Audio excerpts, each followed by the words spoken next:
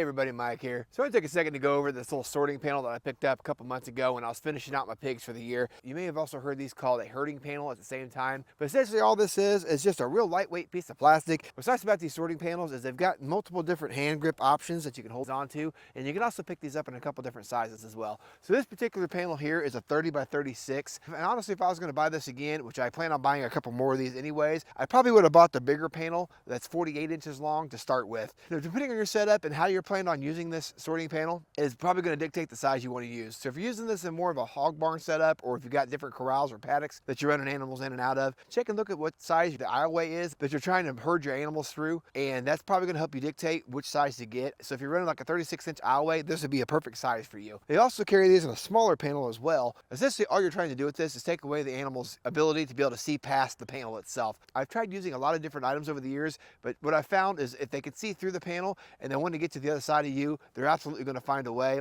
And especially when it comes to pigs, they're strong enough that they can usually manhandle and get right past you. Now when I went to go load my pigs into my livestock trailer at the end of the year to take them to the processor, I decided to go ahead and give this a shot to see how it did. I honestly wish I would have had a couple more of them just based on the setup that I was running, but I did manage to make this thing work, and I could tell the difference using this over using something that they could see through. Now this is also really good because this offers you a layer of protection between you and the pig itself. So if they do get aggressive, you've got something to protect yourself as well by having the ability to keep them away from you and keep your hands, arms, and legs out of their reach as well. But what I really liked about this panel the most was the fact of how lightweight it is and easy it is to hold on to. And like I said, you've got multiple different ways you can hold this thing and maneuver it around to be able to get it in the corner or in the area you need it to get to. The other nice thing I noticed as well is I picked this panel up right before my last paddock move for the year, and we run our pigs through pasture, so they're constantly moving. The last move that we had to do, I ended up grabbing this panel and bringing it out with me just to kind of get a feel for how it worked. It was really nice for the last couple stubborn pigs that didn't want to go to the new section of the pasture that I'd opened up for them. I was able to herd them in pretty easily by just basically